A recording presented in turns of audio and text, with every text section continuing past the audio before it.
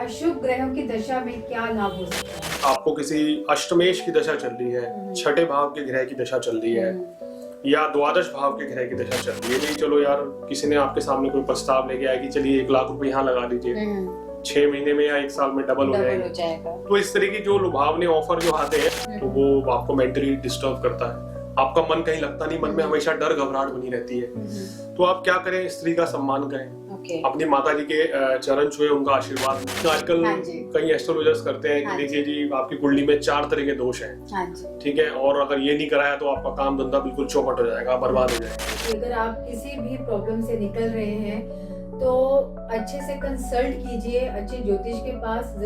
ये जरूरी नहीं है कि आपको लाखों रुपए ही खर्च करने हैं। ख्याल में तो अगर ना ही करें तो बेहतर है। जो भी चल रहा है उसी को चलाए रखें। सेहत का ध्यान रखें, क्रोध की अधिकता से बचें। मकर राशि, ये वो चुनिंदा राशियां हैं जिनके लिए 2025 जो है हर लिहाज से काफी अच्छा है। 6 नंबर मिली है तो मेरे को बड़ा बेनिफिट हुआ। तो ये जब मैं सीख रहा था तो उस समय मेरे को ये लगा कि वाकई में चीजें काम करती हैं। अगर आपके ऊपर कोई चीज मैम जी एक बात बताइएगा मुझे, अशुभ ग्रहों की दशा में क्या लाभ हो सकता है? देखिए, जब भी ज्योतिष में हम कहते हैं कि एग्जाम्पल फॉर कि आपको किसी अष्टमेश की दशा चल रही है, छठे भाव के ग्रह की दशा चल रही है, या द्वादश भाव के ग्रह की दशा चल रही है, तो जनरली इस दशा में क्या होता है कि आपको लाभ कम मिलता है और हानि अधिक हो जाती है। अब ऐसे समय पे अब आप एग्जाम्पल मान लीजिए कि किसी का अगर मेष लगन है, मेष लगन में हम कहते हैं ना कि भाई शुक्र को जो है मारक ग्रह माना जाता है, ये 2nd और 7th हाउस का लॉर्ड है, या बुध यहाँ पर शुभ फल नहीं देते। अगर यहाँ पे अक्सर देखा है कि शुक्र और बुध की दशा अगर आ गई मेष लगन में और ये छठे अष्टम भाव में चले गए, खासकर शुक्र की बात कर रहे हैं, तो उसकी दशा आपको बहुत परेशान करती है। जनरली शुक्र जो है विलासता कारक है, धन धान्य समृद्धि देता है, लेकिन मेष लगन में अगर आ गई तो वो आपको परेशानी, दिक्कतें, आपको किसी स्कैंडल में फंसा देगा, आप गलत काम करेंगे, कुसंगति से जुड़ जाएंगे, नशीले पदार्थों का ज्यादा सेवन करेंगे, यानी कि गलत दिशा में ले जाता है। ठीक है। तो इसलिए हमें कुंडली में देखना चाहिए कि हमें कौन से ग्रह की दशा भी चल रही है या आने वाली है, तो उसके अकॉर्डिंग आप उन ग्रहों से संबंधित उपाय करके उनको शुभ बना सकते हैं। और ज्योतिष में ये भी कहा गया है कि भाई अगर अशुभ ग्रह की दशा चल रही है आपके ऊपर तो उस समय व्यापार कभी नहीं करना चाहिए, क्योंकि व्यापार में अशुभ ग्रह की दशा नुकसान ही करेगी। अच्छा, और आपके अपने ही आपको धोखा दे देंगे। ऐसे में हमें नौकरी करनी चाहिए तो आपको एक सामान्य लाभ मिलता रहता है। और कहीं भी पैसा, जैसे बहुत से लोग सोचते हैं ना कि भाई चलो यार, किसी ने आपके सामने कोई प्रस्ताव लेके आया कि चलिए 1 लाख रुपए यहाँ लगा दीजिए, 6 महीने में या 1 साल में डबल हो जाएगा। तो इस तरह की जो लुभावने ऑफर जो आते हैं वो कहीं ना कहीं उल्टा नुकसान दे जाते हैं।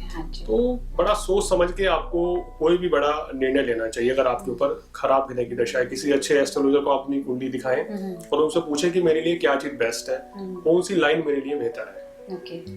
तो बुरे ग्रहों को भी हम उनसे अच्छे शुभ फल ले सकते हैं। कई बार बहुत बारी मैंने देखा है कि लोग बहुत ज्यादा आर्थिक स्थिति से परेशान हो जाते हैं, उनके पास इतने पैसे भी नहीं होते हैं कि मतलब वो अच्छे से उपाय भी करवा सके। बट कई एस्ट्रोलॉजर्स ऐसे हैं कि वो कहते हैं आप इतने पैसे खर्च कीजिए तभी ये होगा। इन दैट केस क्या ऐसा आप सुझाव देंगे कि जहाँ पे उनकी जो आर्थिक स्थिति है या जो वो प्रॉब्लम से निकल रहे हैं उसका समाधान कैसे हो सकता है? देखिए, बिल्कुल, देखिए ज्योतिष में कहा गया है कि अगर कोई भी ग्रह आपका खराब है, सूर्य से लेकर केतु तक, तो उसके कुछ सरल उपाय हैं। वो आप खुद घर भी बैठे कर सकते हैं। उसके लिए कोई ऐसा नहीं कि आपको हजारों रुपए भी खर्च करने पड़ेंगे।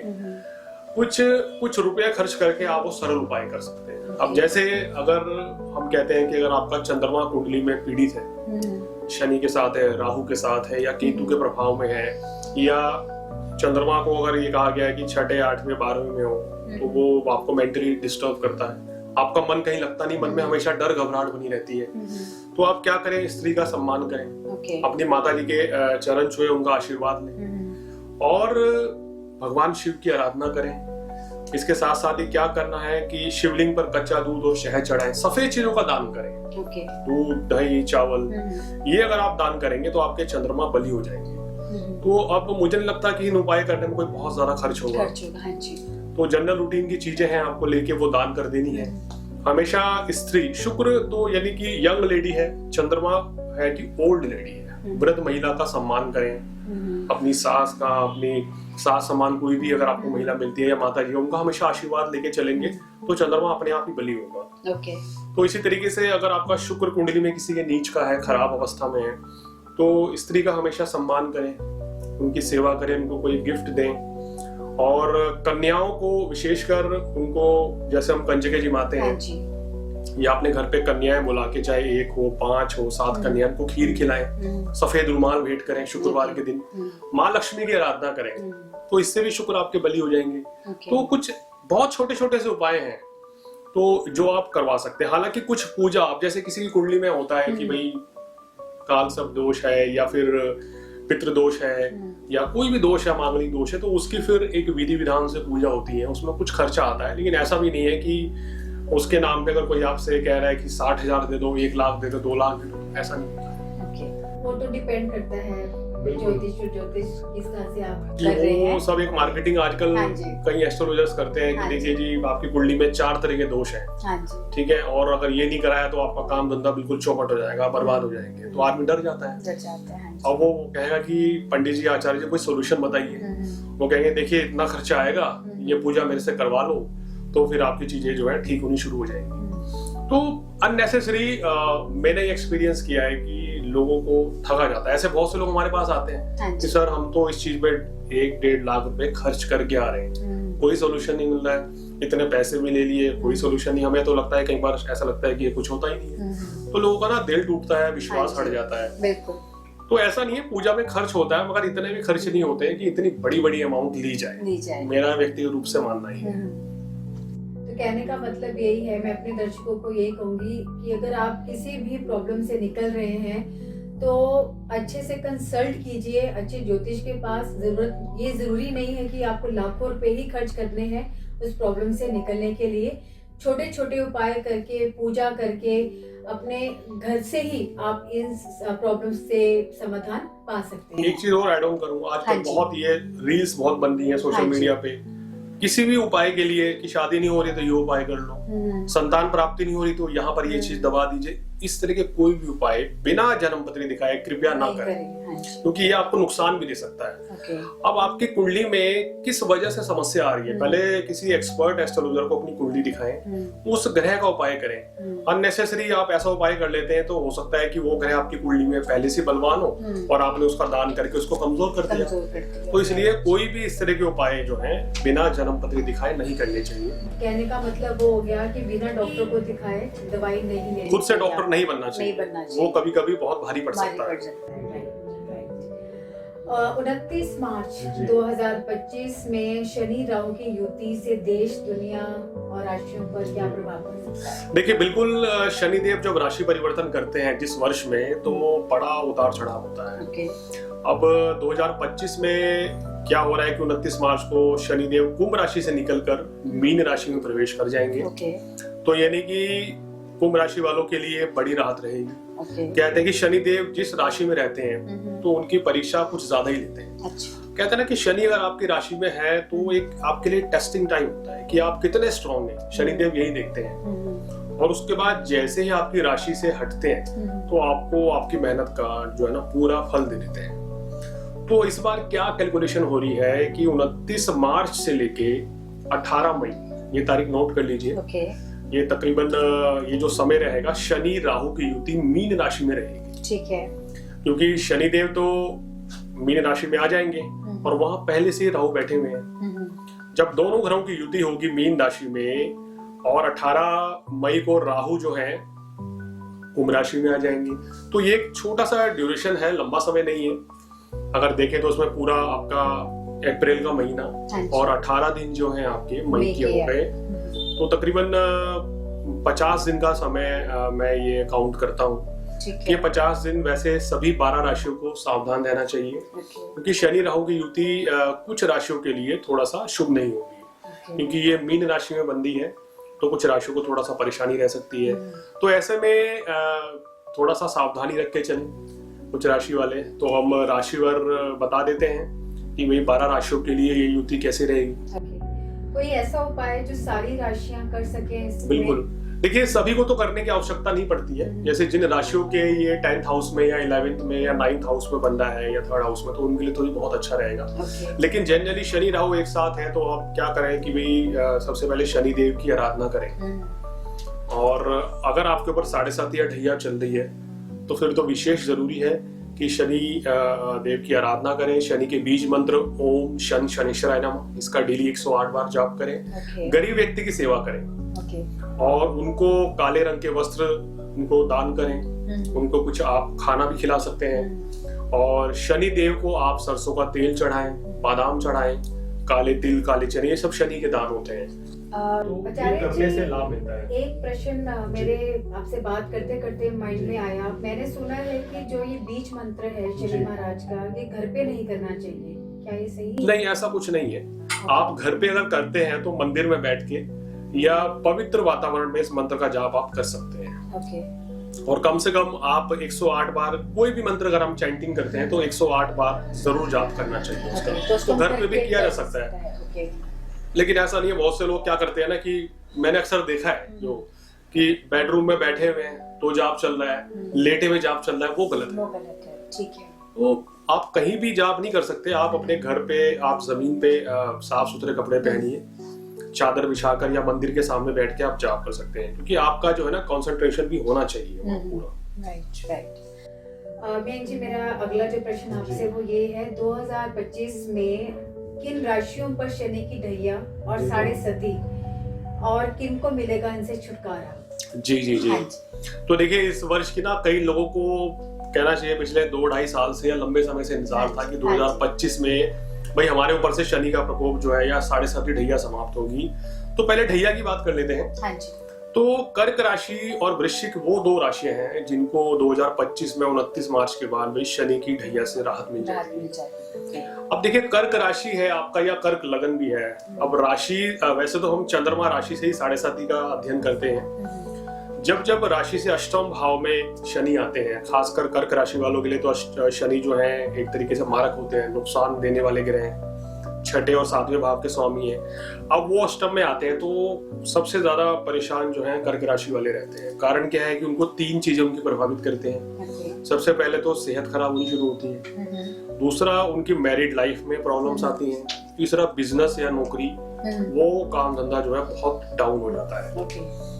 और शनिदेव की 3री, 7वीं और 10वीं दृष्टि जो पड़ती है वो एक तरीके से आपके जीवन से ना कि भाई अब कह रहे हैं ना, घर में आ रहे हैं तो वहां शांति हो रही है, ऑफिस जा रहे हैं तो वहां काम नहीं बन रहा है, रिलेशन अच्छे नहीं हो रहे हैं, प्रमोशन नहीं हो रहा है आपका, बिजनेस नहीं आपका चल रहा है, आपने कहीं पैसा इन्वेस्ट किया था तो ढैया आते ही वो लॉस हो गया। ठीक है। तो इस तरह की परेशानियां कर्क राशि वाले 18 जनवरी 2023 से झेल रहे हैं। और अब ये 29 मार्च 2025 को जब ये उनको ढैया समाप्त होगी तो इनके लिए बड़ी खुशखबरी, बड़ी राहत रहेगी कि इनके स्वास्थ्य में, इनके वैवाहिक जीवन में, इनके करियर में और बिजनेस में बड़ी ऊंचाइयां रहेंगी, बहुत अच्छी ग्रोथ करेंगे। दूसरी वृश्चिक राशि है जिनकी चतुर्थ ढैया थी, तो वहां भी स्थिति तकरीबन सेम थी, क्योंकि मंगल राशि के स्वामी है तो शनि परम शत्रु माने गए हैं मंगल के। तो इनको भी कार्य क्षेत्र में, फैमिली लाइफ में, मैरिड लाइफ में या कोई भी समस्या चल रही थी, आपके बिजनेस नहीं चल रहा था, आपकी हेल्थ ठीक नहीं थी, तो वो सब चीजें आप पूरी तरीके से ठीक होंगी।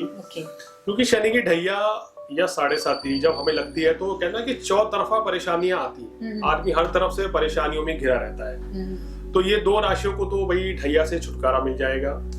और सिंह राशि और धनु राशि वालों को शनि की ढैया प्रारंभ हो जाएगी। अच्छा। तो इसलिए आने वाले 2.5 वर्षों में चाहे आपकी सिंह राशि है, आपकी चाहे धनु राशि है, तो आपको थोड़ा संभल कर चलना पड़ेगा। जैसे आपको अपनी सेहत का ध्यान रखना चाहिए। और कहते हैं कि ढैया में अगर आप कुछ भी खान पान उल्टा सीधा खाते हैं तो इन्फेक्शन हो जाता है जल्दी, या आपके काम कारोबार में अप्स एंड डाउन रहते हैं। कि आप देख रहे हैं बिजनेस चल रहा है आपका 3 महीने बहुत अच्छा है, फिर 3-4 महीने फिर डाउन हो गया, तो ये इस तरह की कंडीशंस बनती हैं। या लोगों को बार बार नौकरी बदलनी पड़ती है, स्थान परिवर्तन करना पड़ता है। अगर आपकी कुंडली में शनि खराब है तो फिर तो और ज्यादा दिक्कतें आती हैं। तो सिंह और धनु वालों को भाई आने वाले 2.5 साल में सोच समझ के कोई भी नए काम की शुरुआत करनी चाहिए, बिना अपनी कुंडली दिखाए ना करें। और मेरे ख्याल में तो अगर ना ही करें तो बेहतर है, जो भी चल रहा है उसी को चलाए रखें। सेहत का ध्यान रखें, क्रोध की अधिकता से बचें, क्योंकि अक्सर देखा है कि शनि की ढैया में व्यक्ति जो है ना, मतलब कि जल्दबाजी में निर्णय ले लेते हैं और वो गलत साबित हो जाता है। तो इन 2 राशियों को सावधान रहना है। जिस राशि की 7.5 समाप्त हो रही है वो मकर राशि है। उनकी 7.5 साल की 7.5 समाप्त है, तो अब उनके लिए जीवन में एक तरीके से गोल्डन पीरियड शुरू होगा और उनके लाइफ में, मैरिड लाइफ में, करियर में, फैमिली लाइफ में बहुत ऊंचाइयां रहेंगी। अगर अभी आपका बिजनेस नहीं बहुत अच्छा चल रहा था तो अब जो है बहुत बढ़िया बिजनेस चलेगा, नए काम कारोबार की शुरुआत होगी। और अगर आप अभी तक आपका घर नहीं बन पा रहा था तो ये इच्छा भी आपकी पूर्ण होगी। तो मकर वो राशि है एकमात्र जिसकी 7.5 समाप्त होगी। कुंभ राशि वालों को भी बहुत बड़ी राहत मिलेगी, क्योंकि 2.5 वर्ष के बाद शनिदेव आपकी राशि को छोड़ रहे हैं। तो अभी तक हम देख रहे थे कि घर में, फैमिली में, ऑफिस में या कुछ स्टेबिलिटी नहीं थी, काम ही नहीं चल रहा था, रिलेशन खराब हो रहे थे, मेहनत का फल नहीं पूरा मिल रहा था।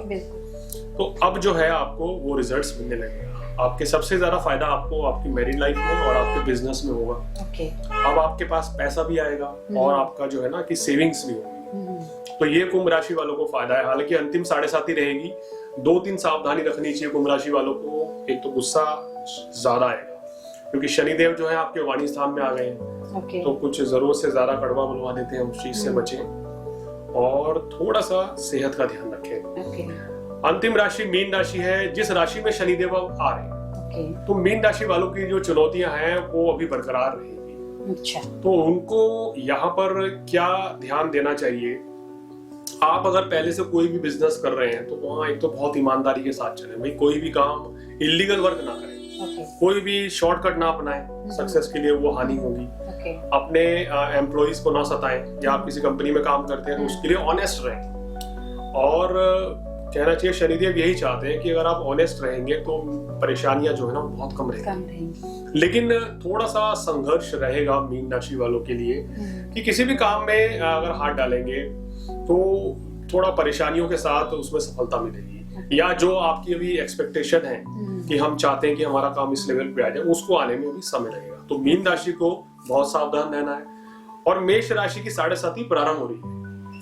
अच्छा, मेष की प्रारंभ, उसका फर्स्ट फेस रहेगा।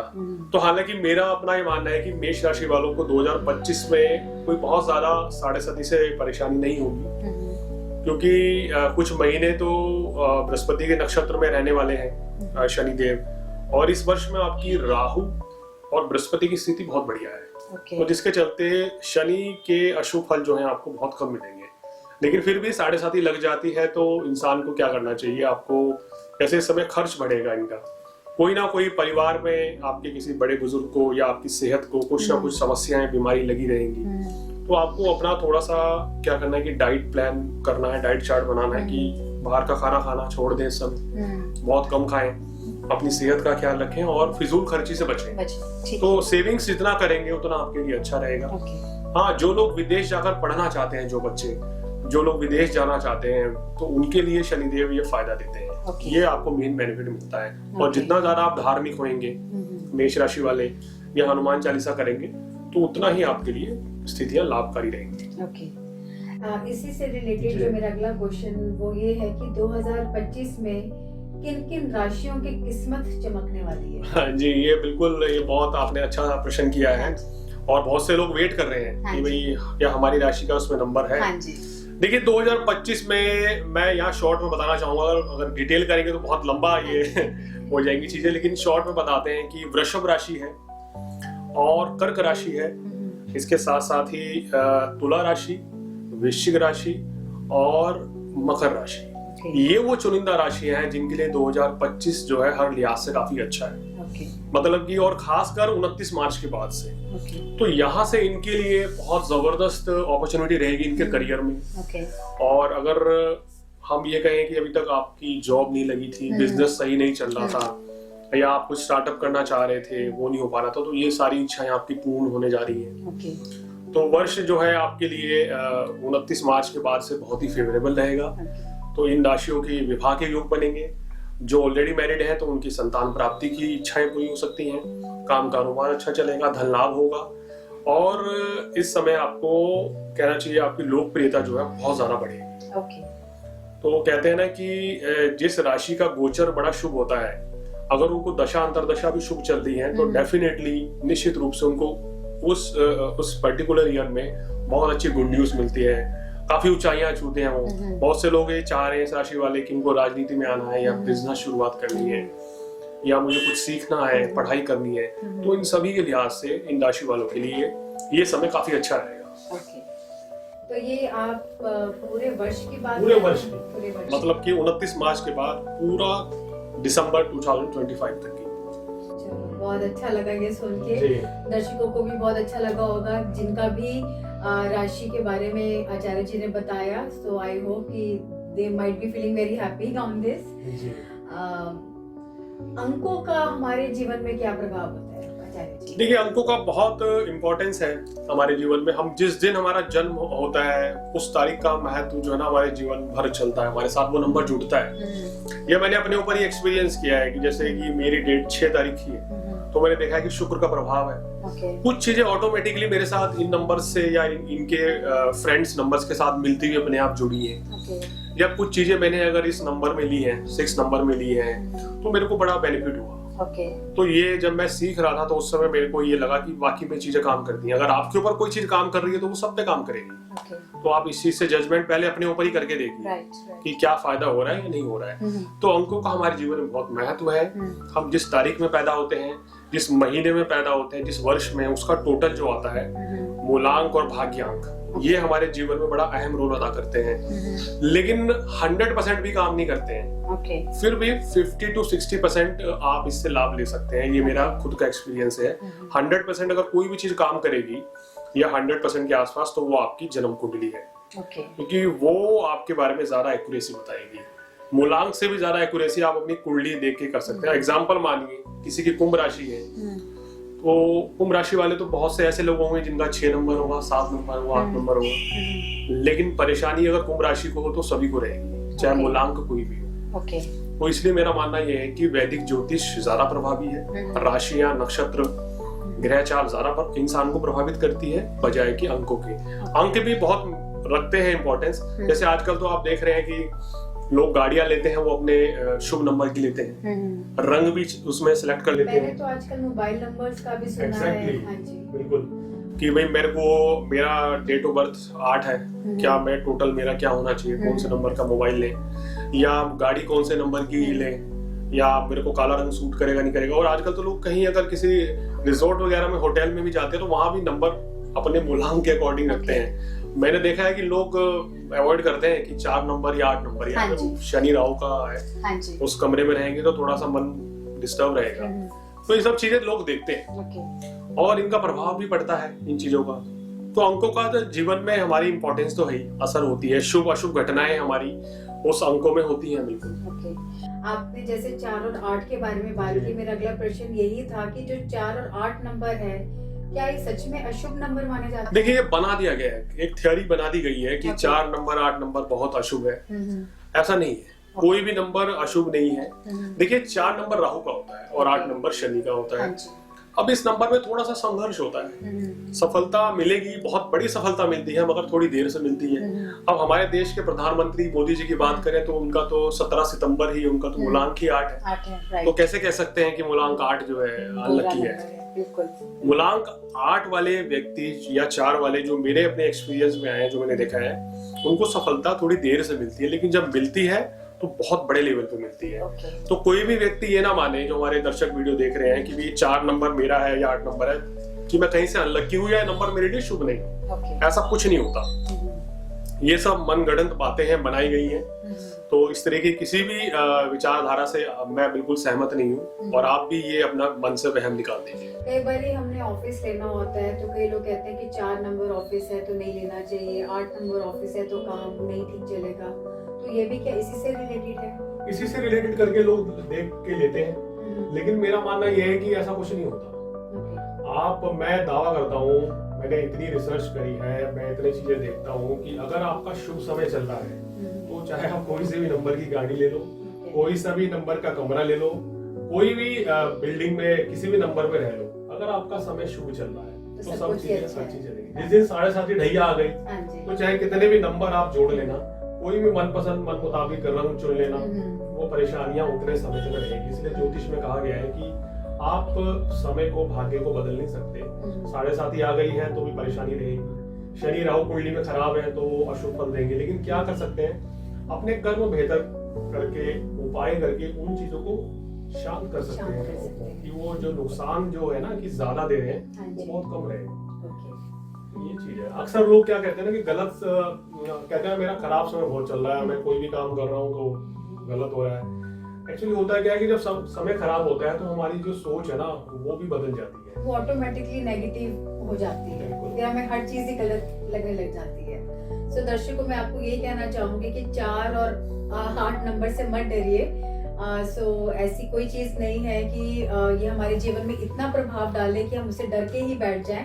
तो समय अच्छा है तो सब कुछ अच्छा है, इस चीज से नेगेटिव नहीं होना है और अपने आप को नेगेटिव जोन में भी नहीं लेके जाना है।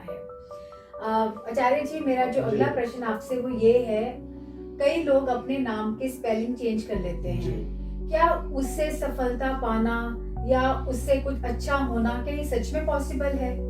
देखिए, सबसे पहले तो ये चीज आज से 20-22 साल पहले अगर बात करें 2003 में मैंने खुद के ऊपर ही एप्लीकेबल करके देखी, क्योंकि उस टाइम मैंने पहली बार न्यूरोलॉजी के बारे में डीपली स्टडी करी। तो मैंने ये पढ़ा और किताबों में देखा लिखा कि आप अपने नाम के आगे एक ए एक्स्ट्रा लगा लें, या मेरा नाम जैसे मयंक शर्मा है तो डबल के लगा लें तो बहुत अच्छा हो जाएगा। लेकिन मैंने देखा कोई फायदा नहीं हुआ। और ऐसे काफी लोगों से सुना भी है कि भाई उनके अनुभव क्या कहते हैं। और या हमारे फैमिली में लोगों के नाम चेंज करवाए, उनके सीरीज उनके मूलांक के अकॉर्डिंग करवा दी कि चलो भाई ठीक है, आपका नंबर वही जो है सही नहीं आ रहा है नाम का टोटल, तो ये चेंज कर लो। लेकिन उससे मुझे नहीं लगता कि कोई बहुत फर्क पड़ने वाला है। हर व्यक्ति का अपना भाग्य अलग है, अलग किस्मत है। अगर कल को मैं अपना नाम या कोई भी व्यक्ति अपना नाम मुकेश अंबानी, अमिताभ बच्चन रख ले या अक्षय कुमार रख ले तो सितारे वैसे नहीं बनेंगे। सबकी अपनी किस्मत है, सबके अपने सितारे हैं, अपना भाग्य है। तो भाग्य, ग्रह दशा, ग्रह नक्षत्र ज्यादा काम करते हैं। अगर आप देखिए, अगर किसी व्यक्ति के ऊपर 7.5 चल रही है, वो स्पेलिंग भी चेंज कर ले या नाम भी बदल ले तो कुछ नहीं चेंज होने वाला है। क्योंकि नाम बदलने से राशि तो नहीं बदलेगी आपकी, ग्रह तो बदलेगा ही नहीं। जिस समय आपका जन्म हुआ उस दिन, उस समय ब्रह्मांड में जो ग्रह जहाँ बैठे थे और आपकी कुंडली में जो आके बैठ गए, उसी के अकॉर्डिंग आपकी जो है पूरी लाइफ सर्कल चलती है। समय खराब आएगा तो इतने वर्ष में परेशानियां रहेंगी। समय अच्छा आएगा तो कोई दुनिया की ताकत नहीं है कि आपको ऊपर बढ़ने से रोक के दिखा दे। तो ये ज्योतिष है, इस चीज को आप फॉलो करें।